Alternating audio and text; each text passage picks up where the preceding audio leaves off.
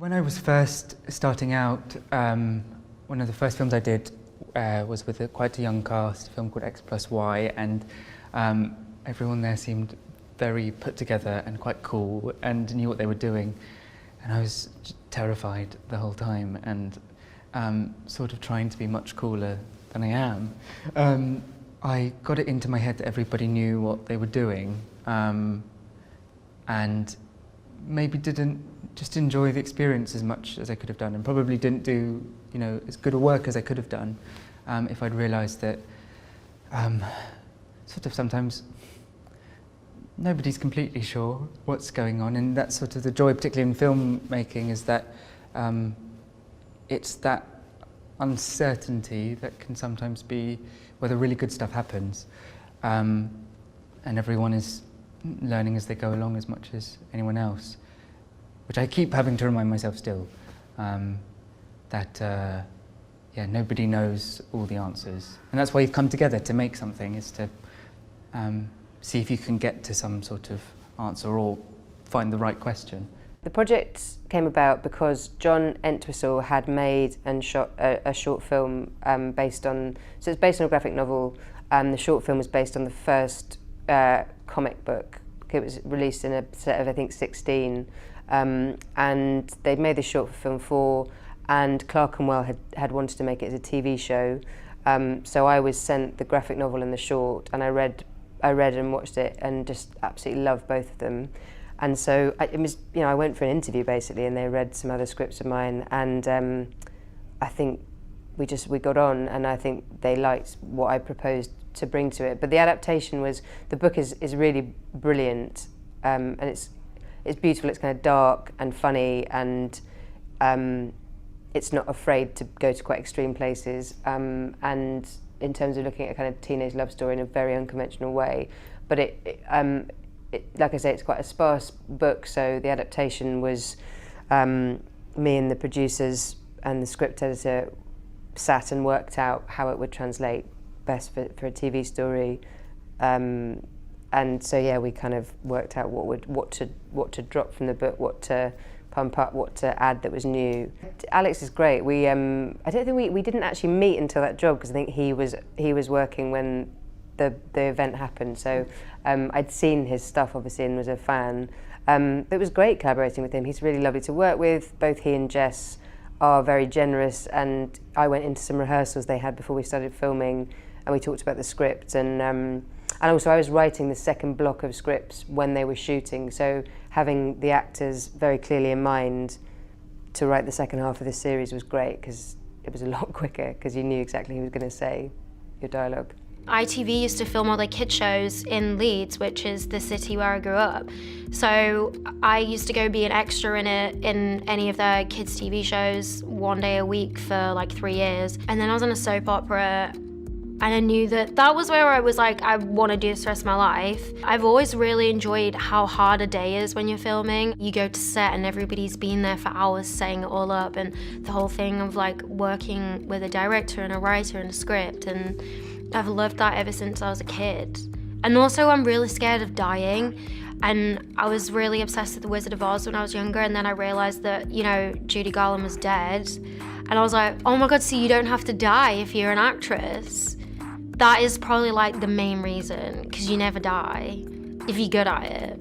Let's talk about the difference between TV and film. Obviously, it's an episodic work, so I suppose before we get into the tone of the thing, I mean, that idea of the project is something which was always going to have a lot of screen time, and there was going to be an arc, and there was going to be a complexity to it. How did you set about that process, about telling this long story? Well, one thing I would say is the director, John Entwistle, who made the short that kind of got this commission, was that, if you watch it, it's basically a long film. Yes, it's portioned up into 8 bits of between 17 and 20 minutes, which we were worried about in terms of length, but we got away with it. We always treated it like a long feature that we spliced up, which I think is quite a helpful way to write it, because even though you have to think of your end of parts and your end of episodes and the hooks, it was essentially a feature-length thing. But yeah, in terms of the kind of nuts and bolts of it, I wrote a pilot in 2015 in the summer, and then we got a green light at the end of the year I was then writing in earnest, but I was also writing on a couple of other things, so it was a bit manic. And then I think mercifully, at the time it was, tricky, but we got pushed by 6 months. So we were going to be filming in the summer of 2016. And then I think Channel 4 decided that actually there was no point rushing through. They had lots of other things that they were doing. So I got another 6 months to write, which was a godsend. And looking back, I think the scripts that I would have handed in to film, I don't think they were as good. So I'm now very relieved that we had that extra time. What's the secret to success? I don't know. Be more like Sally Hawkins. In the movie of your life, who would play you? Maggie Smith. If you were stranded on a desert island, what film, TV show or video game would you take with you? Transparent, the Amazon thing, is really good. What would you like to change about your industry? More diversity. Diversity. This is so stressful.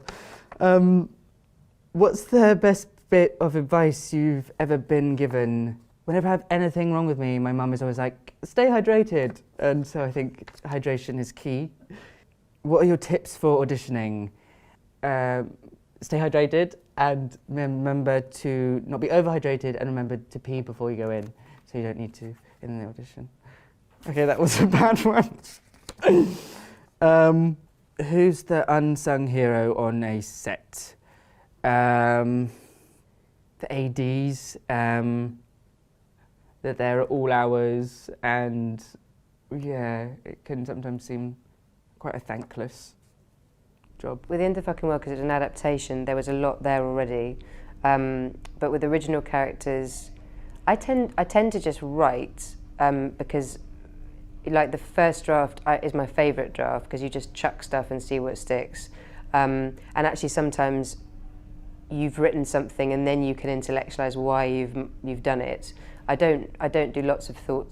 I don't think a lot about motivation or structure at the beginning. I just tend to write and then work out what I've got and then kind of reverse engineer stuff, I suppose. And some characters, sometimes you overhear a bit of conversation and that sets a very clear picture of what someone could be, and it's just stolen from real life and you've heard someone saying something. And other times, I think you tend to sit with the idea of a character. Again, I find music really helpful. You think of the music they might listen to or what would work in a show or a film about them. Occasionally make notes and then write lots of dialogue that you might drop. It's just, the more I have, and then you kind of try and winnow it down and finesse what you have. I guess at the moment, like, the main thing that people would think of me as like being in a good job is The End in the Fucking World. The journey of it was something that I really enjoy speaking about. I first read it when I was 19, and then for years, it was picked up and then it was dropped. By the end of it, what you have is an accumulation of like countless people's hard work for 6 years, and I'll always remember the journey of it because it just goes to show that you just never know how something is going to turn out. This sounds really cheesy, but the first day of it was probably my favorite day because I'd kind of was like, oh, nobody really wants me to be here. And then I just had this realization of like, well, nobody wanted the whole job to be here, so you have nothing to lose. Everybody was given a chance to just do whatever they wanted to do in that and try their best because we had nothing to lose because we were just an underdog from start to finish.